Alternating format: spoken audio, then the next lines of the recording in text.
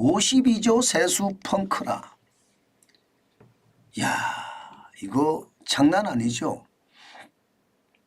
그런데 야당이나 혹은 좌파 유튜브들을 보면 부자 감세해줘서 나라가 다 망했다 이런 이야기를 많이 하거든요.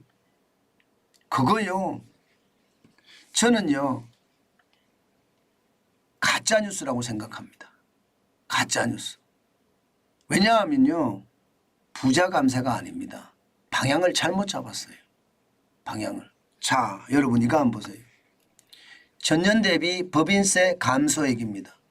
무려 23조 8천억 원입니다. 장난이 아니죠. 정부가 야당하고 협상해서 법인세를 내려준 것은 1%에 불과합니다. 25%의 법인세가 24%로 내렸거든요. 그런 것을 감안을 해보면요, 법인세 감소액이 23.8%까지 나왔다는 것은요, 진짜 충격적인 일이다 이렇게 생각합니다.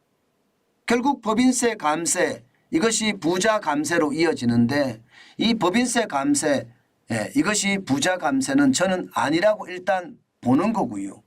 가장 크게 제가 문제가 된다고 생각하는 것은요, 아니 법인세가 감소한 원인을 봐야 된다 이거예요. 법인세가 감소한 원인 뭘까요? 수출이 그만큼 줄었습니다.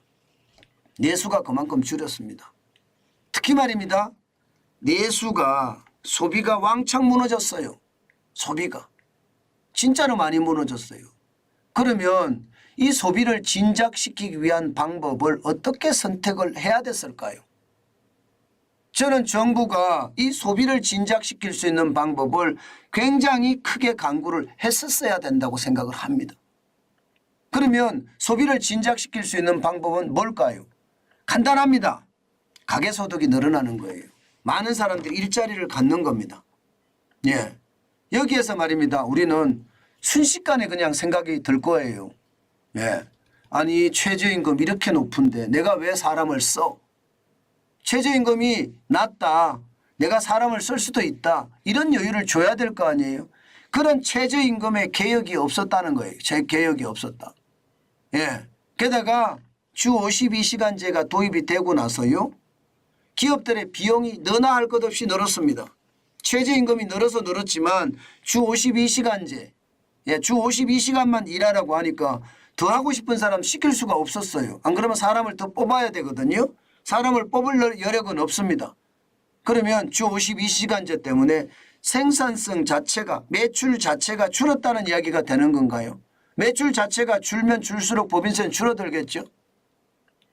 이 두 개만 보더라도요, 경제가 개혁적으로 바뀌었어야 돼요.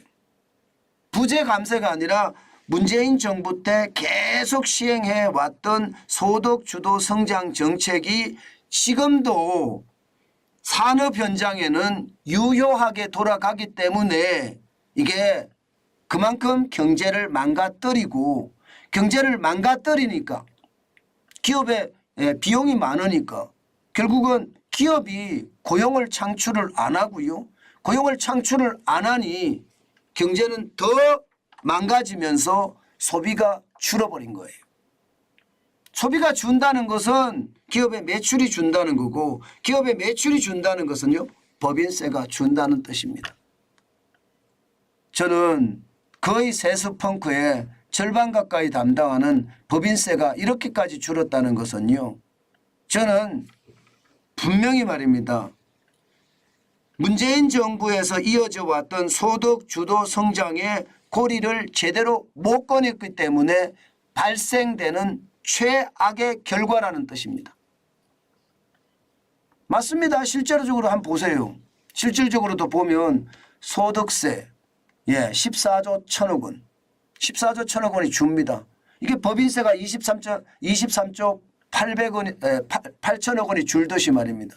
심지어 부가가치세도요 6조 2천억 원이 줄어요. 소비를 덜 한다는 거예요. 소비. 제가 지금 말씀드린 그대로입니다. 법인세가 저렇게 줄으면 안 되거든요. 법인세가 줄지 않게끔 기업에 지원을 많이 해줬어야 돼요.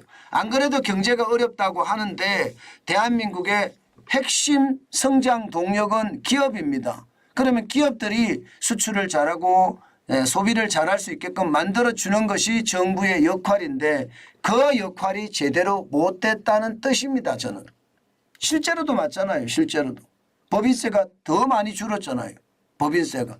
아니 만약에 준다 그러면 소득세나 법인세나 부가세나 이 3대 세수라고 하잖아요. 이 3대 세수가 비슷하게 줄었다면 비슷하게 줄었다면 뭐 이게 뭔가 바뀌고 있다 이렇게 생각이 들고 경기 침체 때문에 최악의 상태가 어떤 맞았다 이렇게 이야기할 수가 있지만요. 이게 법인세가 이렇게 많이 더 줄었다는 것은요. 결국은요. 윤석열 정부가 지금 문재인 정부의 경제 정책을 그대로 답습하고 있다 이런 뜻이 됩니다. 당장 말입니다. 자영업자든 소기업이든 사람을 고용 안 하려고 하잖아요. 부담 때문에 더 이상 안 하려고 합니다. 주 52시간제가 되고 나서는요. 많은 중소기업이 나 포기할래. 매출액 신경 안 써. 있는 거 가지고 먹고 살기만 할 거야. 이렇게 생각하면서 오히려 말입니다. 매출액을 줄여버리잖아요. 이런 경우가 말입니다. 결국은 일자리가 줄어들고 일자리가 줄어드니까 가계소득이 줄고요. 가계소득이 주니까 이게 결국은 소비가 줄어서 부가세 소비가 줄면 부가세가 줄거든요. 줄잖아요. 소득이 줄면 진짜 소득세가 줄고요.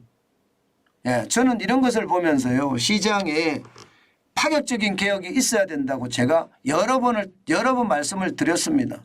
시장을 보면 알 수 있거든요. 다른 게 말입니다. 상속 증여세가 9천억 줄었다. 별 크게 의미 없습니다. 교통 에너지 환경세가 5천억 줄었다. 이거 별 크게 의미가 없거든요. 관세가 2조 8천억 줄었다. 이건 굉장히 충격적이에요. 왜냐? 관세가 줄었다는 것은 물동량이 그만큼 줄었다는 이야기죠. 물동량이 줄었다는 것은 수출이 그만큼 줄어들었다는 뜻입니다. 그런 측면에서 보면 안타깝죠. 안타깝죠. 기타는 뭐 2조 7천억 원 줄어들었습니다만은 여기에는 정권 거래세 같은 것도 있을 텐데요. 중요한 것은요. 전체 세금이 다 줄어들었다. 작년 대비해서. 그럼 경기가 그만큼 폭 오그라졌다. 그러면 경제에 파격적인 개혁이 있어야 되는데 경제에 파격적인 개혁이 없었다. 이렇게 저는 이야기할 수 있다고 봅니다. 제가 시장을 볼 때요. 여러분. 이런 지표를 볼 때도 저 거짓말 안 합니다. 제가 여러분들에게 가짜뉴스 만들 이유도 없고요. 제 얘기가 맞습니다. 부자 감세는 언감생심이라고 생각하고요. 물론 지금 뭐 종합부동산세를 낮춰준다든가 낮춰준 요소가 없지는 않아요. 그러나 체감할 정도로 그렇게 내가 세금 낮아졌으니까 돈 좀 더 쓸래 이렇게 생각할 수 있는 그런 규모는 아니라는 뜻이에요. 결국은 경기가 꼬그라지고 침체가 깊어져서 발생한 문제다 이렇게 생각합니다. 문제는 세금이 계속 줄잖아요. 지금 9월까지 세금만 하더라도 예상보다가 굉장히 많이 줄었습니다. 266조 6천억 원을 지금 거둬들였는데 작년에 317조 6천억 원에 대비하면 51조나 적거든요. 올해 세수 축에도 말입니다. 400조 6천억 원인가요? 여기에서 세수를 재추계했습니다. 341조 4천억. 이렇게까지 재추계했는데 이것도 달성 못할 것 같아요. 저는 이런 것을 보면서요. 늘 느끼는 게 그렇습니다. 일이라는 게 탁상공론으로 일하지 말았으면 좋겠어요. 현장을 보고 매일매일 시장이 돌아가는 게 어떻게 돌아가는지 알아야 된다. 저는 그렇게 생각하거든요. 시장에 대한 것이 그만큼 말입니다. 등한시 되니까 국세 수입에 대한 세수 추계도 제대로 나오지 않았고요. 그 세수 추계가 또다시 이렇게 펑크가 나는 그런 사태까지 되지 않을까 이런 생각도 해봅니다. 저는 중요한 게요. 무엇을 개혁할 것인가. 저는 답이 있다고 보입니다. 이미 답이 있다고 보여요. 그 개혁을 하면 세수도 늘어날 겁니다. 답은 제가 말씀을 드렸습니다. 그 정도로 말입니다. 윤석열 정부가 경제 개혁에 대해서는 더디다. 제가 그 말씀을 드렸는데 이 세금을 보면 현실입니다. 그런데도 불구하고 예, 부자 감세해줬다고 매일매일 저는 이 망치로 맞는 것을 보면 참 안타깝게 거지 없습니다. 부자 감세도 제대로 해주지도 않았으면서 부자 감세해줬다고 난리를 치는 모습을 보니 안타깝게 거지가 없다. 그렇게 저는 생각합니다.